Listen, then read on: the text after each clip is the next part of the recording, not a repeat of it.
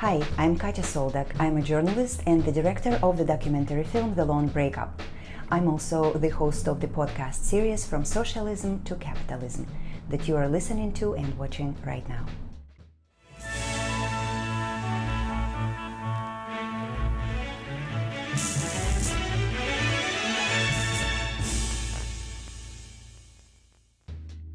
To commemorate 30 years since the Soviet Union ceased to exist, I'm having a series of conversations with people who experienced life during the transition from socialism to capitalism. And today we're speaking with Viktor Vresnik, a journalist and editor who started his career in the former Yugoslavia and now lives and works in Croatia, a country that used to be part of Yugoslavia. So I'm Viktor Vresnik. I'm a journalist from Croatia. I was a journalist from 40 years now, maybe from mid-70s, then professionally from 80s. I started in music magazines, like everyone here. In music magazine? Yeah, we were writing about jazz and rock and roll, of course. So turned to politics in late 80s, before the war. And then I worked for two major papers, Bresnik, it was state-owned, Jutarnji, I edited for some time. It's the biggest private paper in Croatia. I was the only editor of Croatian Forbes for 8 years. And now I'm columnist for Jutarnji still.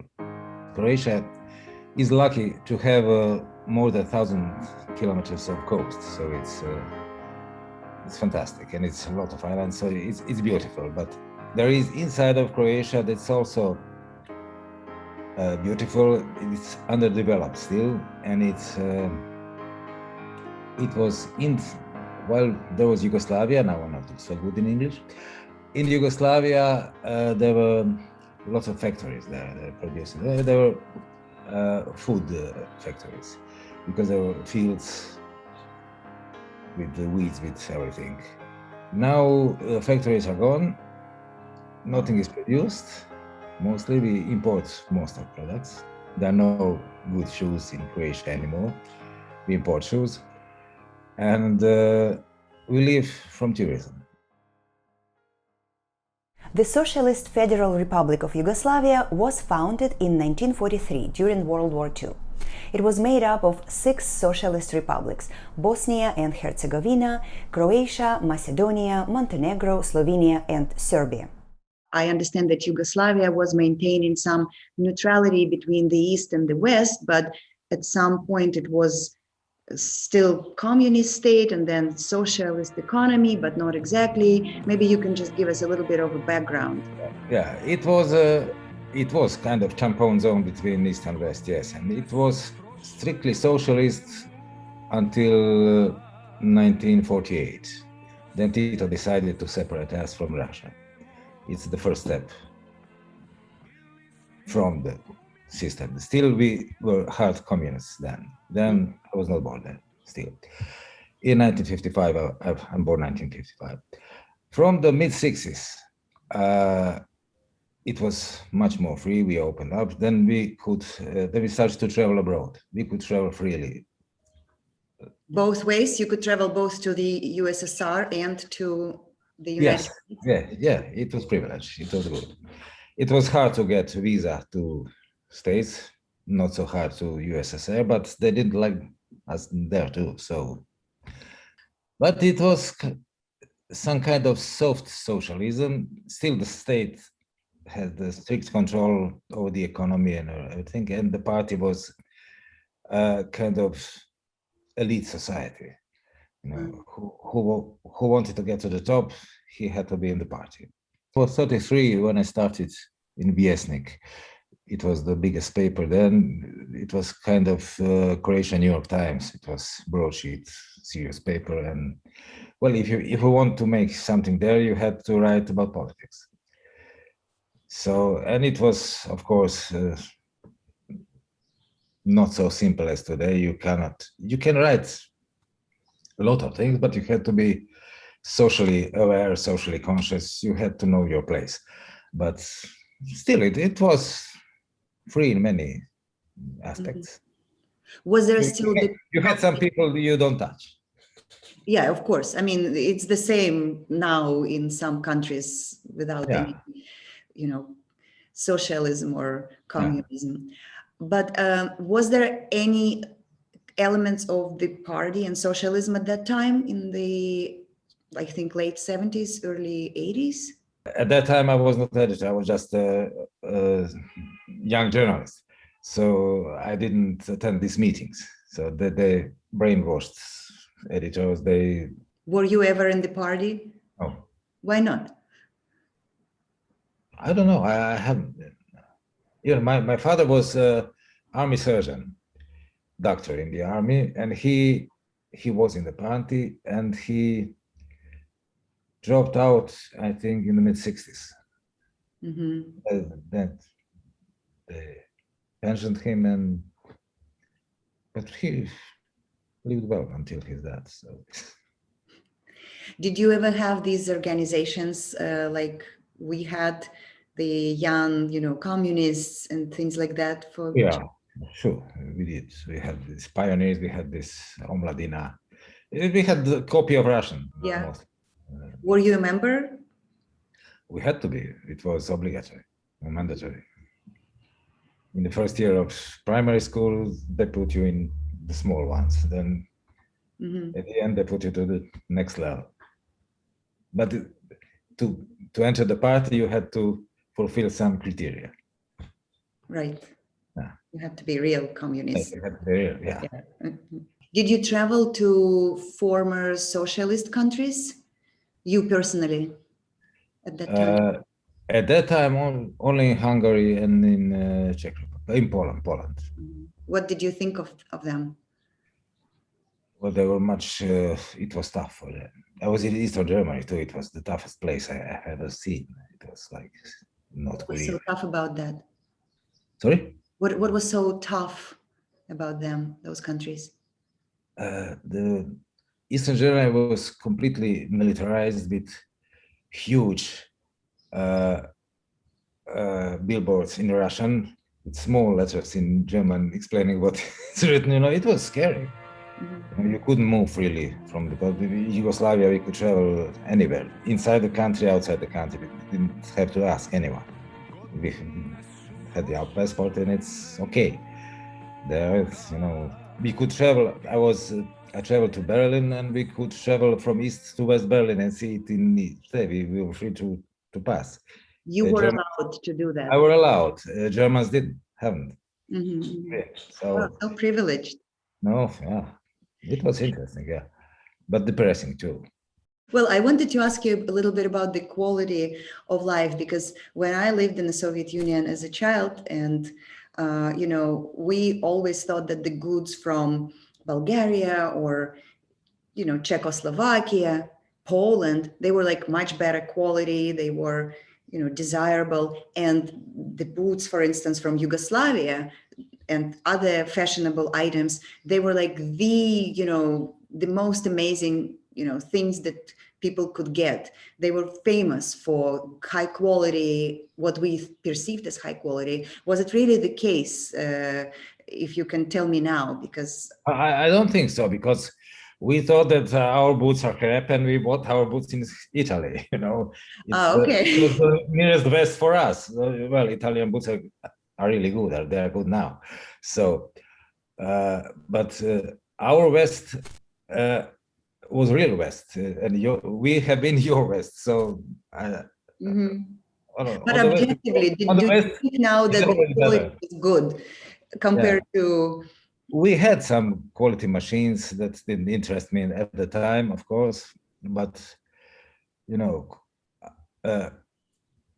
food was good. Food is good in Croatia, so well, we ate good then and we eat good now, so it's okay. But the fashion, the textiles, the wardrobe, we hated it. It was socialist. Our shops were crap, and we didn't want to buy that. No, our cars were crap. We had this Yugo is in the James Bond movie. They had this Yugoslavian car, Yugo, it's Serbian car, and they also drive it like a piece of crap there. So We were so misled. Yeah, it was easier and better than in Ukraine at the time Mhm. because we didn't have Russians on our head. We felt easy. This Yugoslavian model of socialism, something between planned and liberal economy, had been somewhat successful. The country saw a period of economic and political stability under dictator Josip Broz Tito. After his death in 1980, the weakened government could not cope with rising economic and political problems, and the country went into decline. And when did you notice that things were starting to change, like towards the end of the Cold War? Because the end happened to be in 1991 when the Soviet Union dissolved, but it was coming. So how did you experience that time? Well, it was the opposite way to Yugoslavia because Yugoslavia was in decline. So we saw it through Hungary because Yugoslavia went down. We had to go to buy ordinary goods in Hungary across the border. We bought there, I don't know, washing powder, cheese, salami, food, rice. On June 25, 1991, Yugoslavia fell apart as Slovenia and Croatia declared their independence. Croatia and Slovenia decided, because it was our constitutional right to go our own ways. We decided that we don't want to be part of Yugoslavia anymore. It was between all of the things because of Slobodan Milosevic. He wanted to abolish the republics. He wanted to make the Yugoslavia unitary state with Serbia in control. Mm. And Slovenia and Croatia said no, thank you. So we went away. And of course, well, they didn't like it, and the military came in because, well, the military was supposed to do so. They had country to protect. So, and Bosnians didn't understand anything at the time, so they started to act like a base for the military actions towards Croatia and Slovenia. Slovenia had a short war. It was about a week long and nothing happened really. And we had our 4 years. The early 1990s brought instability, economic disaster and conflict, and 4 republics declared independence. Ethnic Serbs and Croats were left without status, and frictions between two sparked the Yugoslav wars, first in Croatia and then in multi-ethnic Bosnia and Herzegovina. On the transition from socialism to capitalism, but it's extraordinary what Croatia and other countries of your region went through. Can you tell me a little bit more about what was it like for you in Croatia during those war years? Well, it was surviving. It was anything you wanted, you had to obtain through the black market because economy was dead. There was a war. There was no state dissolved. There was nothing. It was dystopian time completely. And it lasted from 1990 to 1993. Then the institution of state rose slowly. We didn't have our state budget first was, I think, in 1993. We had a state without budget. We had, and did you work as a journalist at that time? I mean, how did people live? How did you live at that time? Did you go to work? Were you get paid by someone? It was paid paper. Still, we got our salaries.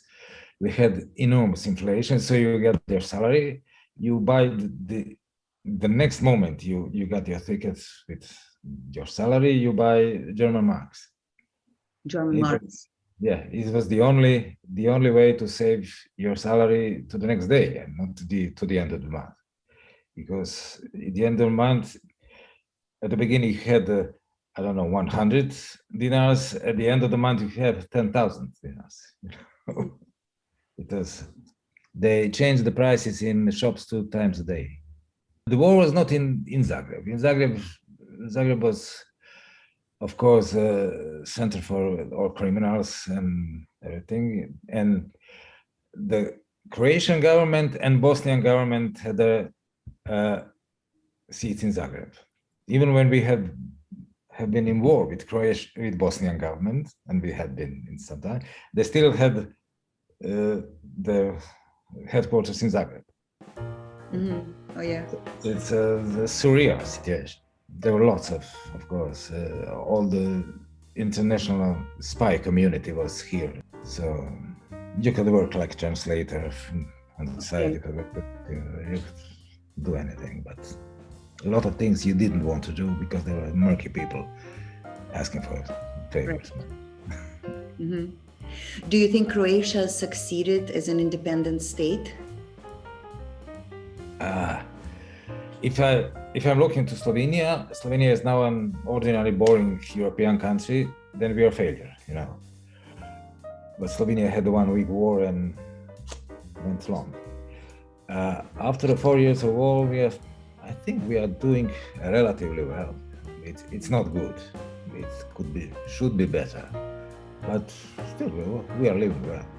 And people feel that they belong to this one country and nobody misses Yugoslavia or some kind of, I mean, I know you can't speak for everybody, but what is the general? The older generation and some of the younger generation, especially those who came from the families who had some connections with party system, they would like to go back. They do? What do they miss? They miss high standard, they miss safe employment. They miss summer houses and that were granted for those kind of people. So something was granted? But not for all people. It was granted for the party members and their families. Did you sense that this Soviet Union dominance and the Cold War were coming to an end at some point? Well, yes, but in Yugoslavia, we didn't feel that Soviet pressure, not from the mid-60s. But just the idea, I mean, you know, it's not so much about the pressure, but the Soviet Union existed for so many years and they had such a strong presence that, for instance, you know, for an average person in the Soviet Union, the idea that it could end, it really was not. Maybe for some, you know, intellectuals, like I can imagine that they could contemplate this. We couldn't imagine that Yugoslavia can end. You know, it was the constant that it's here to be, you know. Mm-hmm. So. And then how when it happened, how was it perceived? What did you think? I was very optimistic, naive maybe, but very optimistic. I think that flowers will grow everywhere. It wasn't so bad for me. There were 70s. It was good.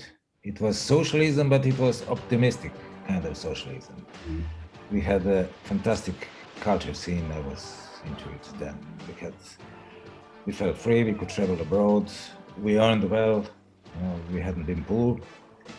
So it was the fast growth. Yugoslavia grew for 2 digits per year. So it was good.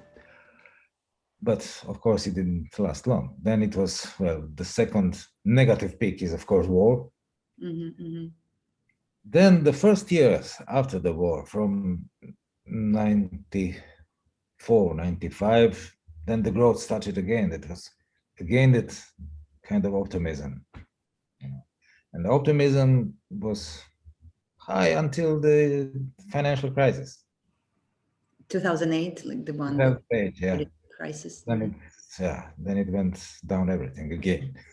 I think it's a good change to catch up with some things we didn't do before. You know, now when we are everyone is at the bottom, now we can build.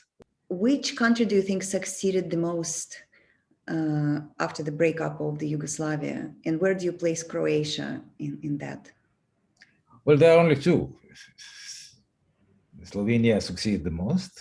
Mm. We are the second because we are in the EU. We have the coast. We have the coast, and it's the the golden treasure. Is there a younger entrepreneurial community in? Yes, and in IT sector, of course, there are few very good companies. They're developing the car industry here, very good company. There are a lot of small entrepreneurs. There are cooks. There are various kinds. There are architects. Anything the society needs, there is here now, but in the scratches still. Well, sounds like the future is still bright and the flowers will grow. Well, Viktor, thank you so much for speaking with me about those times. It's just fascinating how many changes this country went through. And I personally think Croatia is amazing. I've never been, but it's on my list to go. And hopefully someday I will make it there.